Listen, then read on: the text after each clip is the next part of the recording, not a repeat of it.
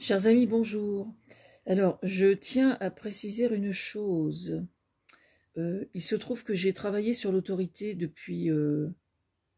il se trouve, je disais, que j'ai travaillé sur l'autorité depuis plusieurs années déjà. Et c'est censé sortir en livre. Mais bon, comme à chaque fois, je suis obligée de passer par la curatelle pour signer le contrat, etc. Mais il se trouve que l'autorité, c'est un sujet tellement brûlant que je devais le faire en podcast. Seulement le problème, c'est que faire un truc en podcast quand vous êtes tout seul devant votre ordinateur, sans le moindre interlocuteur véritable, c'est vraiment c'est pénible. Enfin, pour moi, c'est pénible de le faire comme ça, sans qu'il y ait qui que ce soit pour m'aider techniquement et pour ne serait-ce que me renvoyer la balle un tant soit peu. C'est la seule et unique raison pour laquelle je ne l'ai pas fait encore, du coup, c'est pas sorti encore. Mais ça m'est déjà arrivé de lire certains extraits pour certaines vidéos, quand c'était notamment lié à l'actualité. Donc là, précisément, puisque le Rassemblement national et de façon générale, beaucoup de partis, y compris à gauche d'ailleurs, travaillent sur, enfin, comment dire, argumentent leur campagne au sujet du sécuritaire. Ça ne veut pas dire qu'ils sont pour le plus sécuritaire, forcément, je pense aux partis de gauche en particulier, mais en tout cas, tout ce qui est tous les partis qui sont de droite ou d'extrême droite argumente sur la sécurité, on va remettre davantage de policiers, etc., etc. Et c'est à celui qui renchérira le plus. Donc, je considère que ce fait-là, à lui seul, justifie le fait que ben moi aussi, je vais dire ce que je pense au sujet de l'autorité. Donc, je reprends mon travail sur la question. Et alors, pour la petite histoire, je soupçonne que les choses que je vais te dire ce matin, je les ai déjà fait en vidéo, et je suis allée fouiller sur Google en tapant Françoise Niel-Aubin autorité, l'autorité en vidéo, et la page était blanche. Donc il y a deux solutions, soit je l'ai fait et puis on me fait savoir que je peux remettre le couvert, y compris si je redis exactement la même chose, soit je ne l'ai pas fait. Je sais pas, en fait. Voilà. Parce qu'il est possible aussi que je l'ai travaillé uniquement dans l'objectif du podcast, même si j'étais pas allée jusqu'au bout de la démarche, mais c'est possible. Mais en le relisant ce matin à plusieurs reprises à voix haute, j'ai le sentiment de l'avoir déjà dit. Donc, si jamais il y a redite, eh ben, je m'en excuse, mais je resserre le couvert, hein, je remets le couvert, comme on dit vulgairement. De toute façon, c'est pas du luxe. Donc, voilà, je refais. Je reprends mon truc au début. Voilà, alors, je reprends. Ma fille aînée, qui est enseignante, prof d'anglais pour être précise, au début de sa carrière, s'était trouvée pendant une réunion parents-prof devant une mère désemparée. Je serais tentée de rajouter, mais enfin, elle était venue. Parce qu'il y a beaucoup de parents, malheureusement, qui sont démissionnaires quelquefois et qui viennent même plus aux réunions parents-prof. Et devant le comportement inqualifiable de son fiston, avait avoué sans éprouver le moindre culpabilité la chose suivante. Enfin, la moindre culpabilité, ça demande encore à être discuté, ça. La chose suivante. En ce qui me concerne, à son sujet, il y a belle lurette que j'ai laissé tomber. C'est ce qu'elle disait à ma fille. Qu'est-ce que vous en pensez? Elle interpellait, et à ma place, vous en feriez quoi? Elle parlait de son fils. Cette simple remarque qu'elle m'avait racontée me restera gravée ma vie entière, je crois, tellement elle me semble emblématique de situations aussi alambiquées que démissionnaires, auxquels les instituteurs ainsi que les profs se trouvent confrontés quelquefois un jour, avant que ce ne soit la société entière qui en paye les pots cassés, quelle qu'en soit l'issue. Certains vont me dire, mais alors en tant que prof, comment réagir à un tel discours? Et elle, comment a-t-elle réagi? Sur le coup, honnêtement, je ne m'en souviens pas. Je sais juste qu'elle était au début de son exercice et qu'elle avait éprouvé le besoin de m'en parler pour qu'on en discute. Elle me disait à juste titre que ça n'était pas aux profs d'élever les enfants, mais aux parents, et qu'il n'était pas logique ou cohérent que les parents se déchargent ainsi de leurs problèmes éducatifs, comme cette mère l'avait fait. Je précise que tout ça, c'était bien avant le Covid. Hein. Ça remonte à 8 ans à peu près, 7-8 ans. Donc moi, j'en avais discuté avec elle et je lui avais dit la chose suivante. Ok, oui, tu as parfaitement raison, mais cette femme, elle était venue quand même, donc elle était consciente de la gravité du problème. En gros, son gamin partait en vrille et paumé.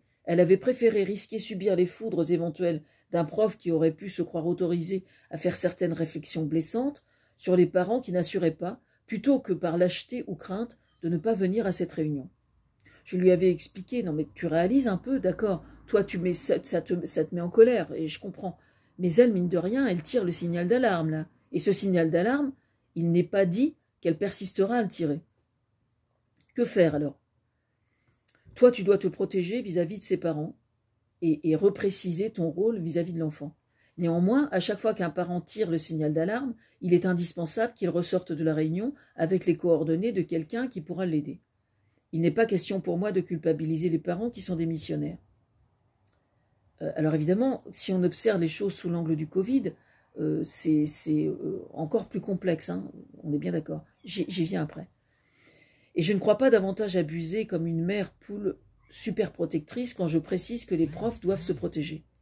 Je ne peux qu'observer qu'on compte sur l'école pour servir de tampon, voire de bouc émissaire, de substitut parental, pour recadrer certains comportements, et si le corps enseignant individuellement ne pose pas la parade, c'est le burn-out et la dépression qui les guettent, ce qui d'ailleurs se produit chez les profs, ce qui est malheureusement est inévitable.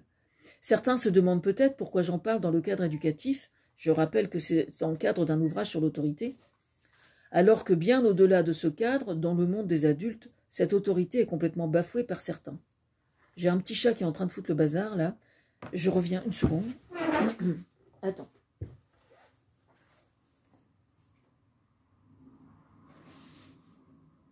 Ici. Hop, voilà. Désolée pour le temps mort, c'était une urgence de chaton.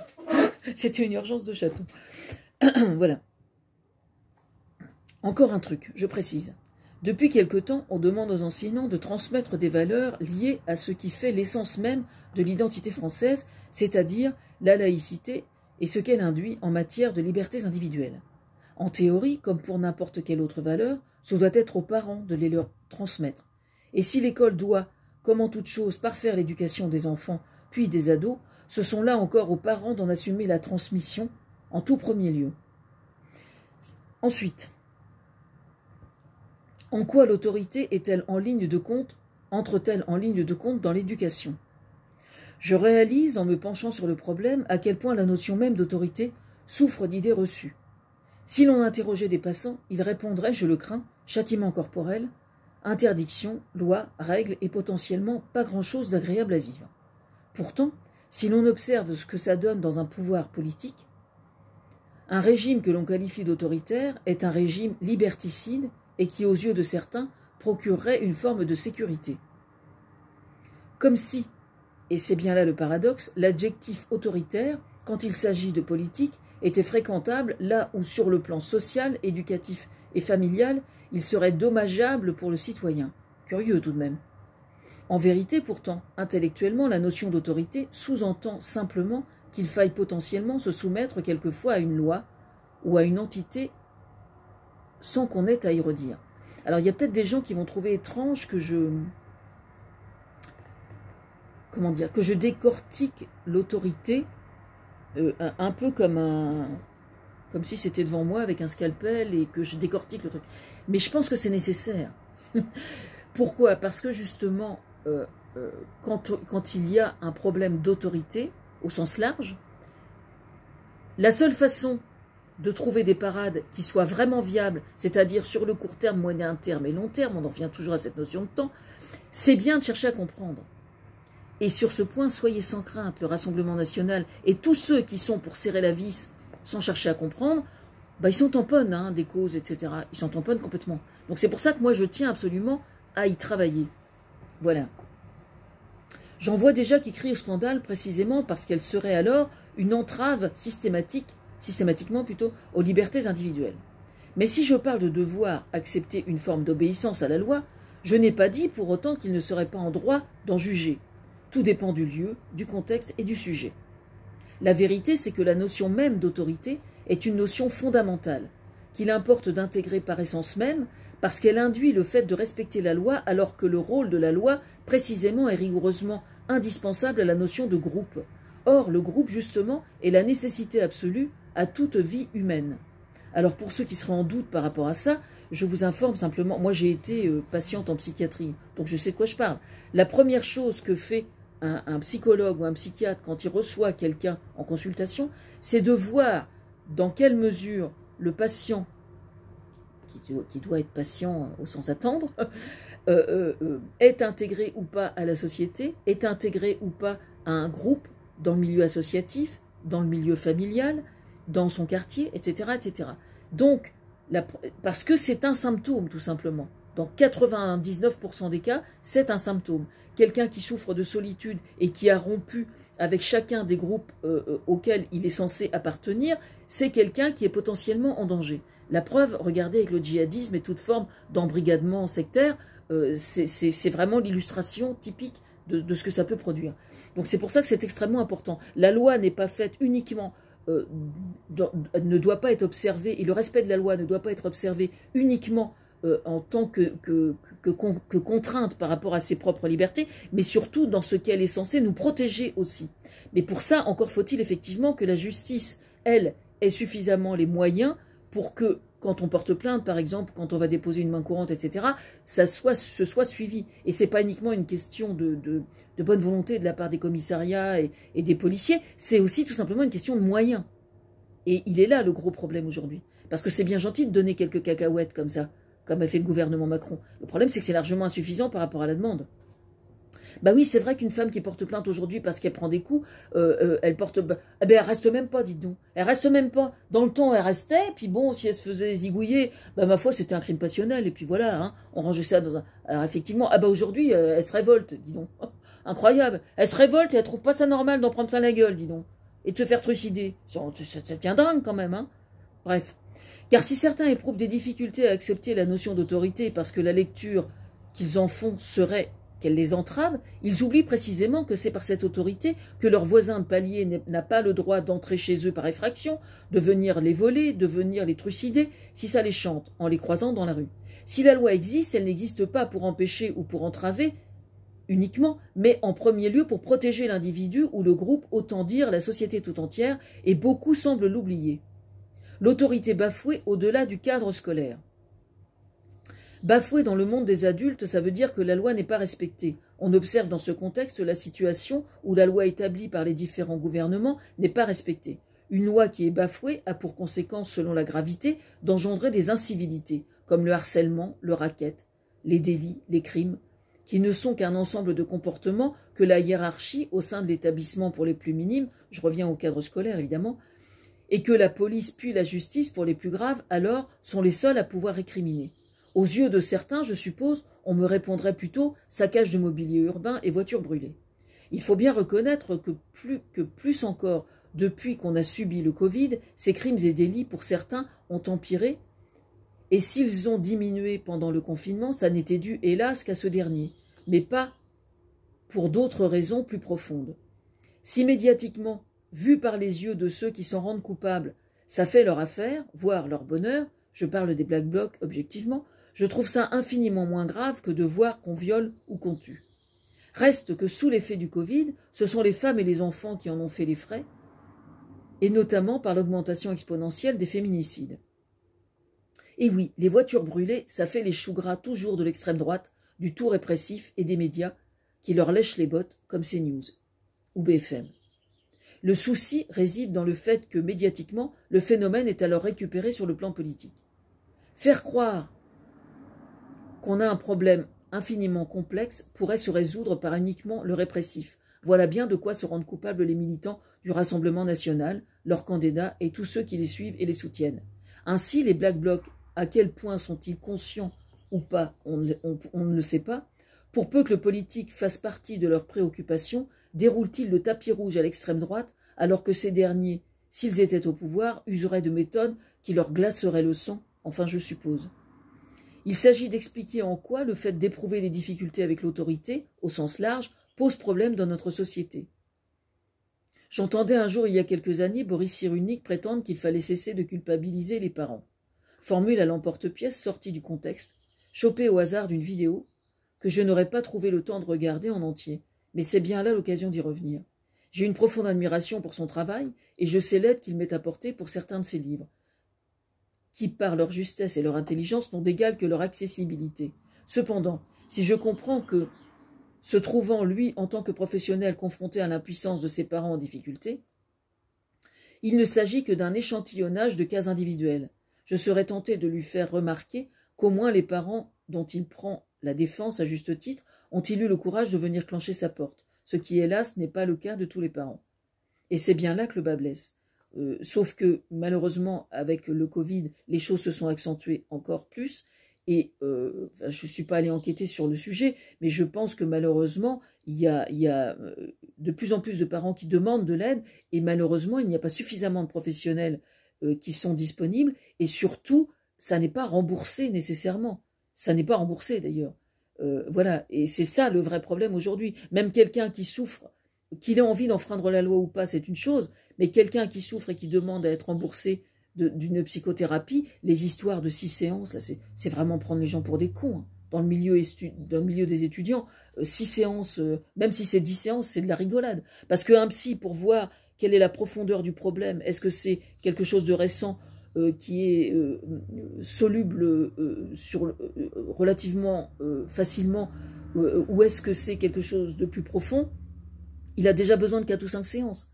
Donc je veux dire, à partir du moment où le patient a pris conscience avec le psy, en parfaite coordination avec le psy, qu'il y a un travail plus profond à faire et qu'il lui reste 3 séances, alors qu'en fait il sait qu'il en prend peut-être pour 6 mois ou 1 an de travail, c'est vraiment prendre le citoyen pour un con. Parce que du coup, il prend conscience de la gravité de son problème et il prend conscience en même temps du fait qu'il ne va pas pouvoir se l'offrir, quoi. Donc c'est vraiment... Alors ça, c'est vraiment du vernis Macron qui est digne du Rassemblement national, hein, sans vouloir être méchante. Hein. C'est vraiment prendre les gens pour des cons. S'il est un angle sur lequel je ne risque pas d'aborder le sujet, c'est bien celui-là. Je parle du phénomène de donneur de leçons. Je ne suis pas une donneuse de leçons, je suis au mieux susceptible d'offrir des éclairages qui peut-être pourront aider non seulement les parents, mais aussi les enseignants, ainsi que les professionnels qui travaillent sur ce sujet. Mon parcours personnel me donne le droit effectivement de discourir sur ce thème, et à ce titre, je mérite d'être lu, entendu, ou mieux encore, écouté et suivi. Le père de mes filles et moi-même, dans une vie antérieure, avons élevé 3 filles. Ces 3 filles, nous les avons eues dans un contexte hyper traditionnel. Le mariage est tellement traditionnel que j'étais femme au foyer, alors c'est vous dire. Nous, les femmes, aimerions tout réussir, et avoir la conscience du fait que c'est impossible, par le réalisme que ça impose, permet de tenter de s'en approcher un tant soit peu, tout en dédramatisant, si possible. Avec le rire, ce sera encore mieux. Le problème pour les régionales, en vérité, est le suivant. Partout où le RN présente des candidats, leurs seuls arguments ne traitent que de sujets qui ne relèvent pas du régional, mais strictement du national et donc de l'État. Ils argumentent sur ce qu'ils appellent le localisme. Ils n'ont que de belles paroles sans jamais avoir le moindre fondement. Je mets au défi le moindre de leurs candidats de développer en quoi leur politique sur le plan régional serait censée booster véritablement l'économie sur le plan régional. Vraiment. Moi, je demande à voir. Moi, j'ai des idées. Je suis de gauche et je suis fier de l'être. Boostons donc les monnaies locales pour favoriser le locavore. Parce que dès l'instant que vous adhérez aux monnaies locales, les commerçants du coin, les producteurs bio ou pas d'ailleurs, enfin je dis bio, je pense au bio parce que souvent ils sont plus adeptes des nouvelles propositions qui sont faites pour favoriser leur commerce. Ils ont un état d'esprit un peu plus ouvert que ceux qui ne le sont pas, n'en déplaise à certains. Et donc tout le monde a y gagné. Et il n'y a pas besoin de loi pour booster et utiliser les monnaies locales afin de booster tout ce qui est local. Il n'est pas nécessaire de faire une loi. Ce qui risque de se produire, par contre, c'est que si ça prend trop d'ampleur, le gouvernement, lui, va éprouver besoin de faire une loi pour en limiter l'utilisation. Pour l'instant, on n'en est pas là. Donc, pour l'instant, il faut absolument booster les monnaies locales. Ça, c'est une certitude. Voilà. Mais ça, il est où le Rassemblement national sur le sujet, là? Il est où? Ah, c'est sûr que pour s'en foutre plein les poches avec l'Europe, comme le fait Marine Le Pen, avec ses histoires d'emplois fictifs et les gamelles qu'elle a au cul, c'est sûr que les monnaies locales, ça ne fait pas son affaire. C'est clair.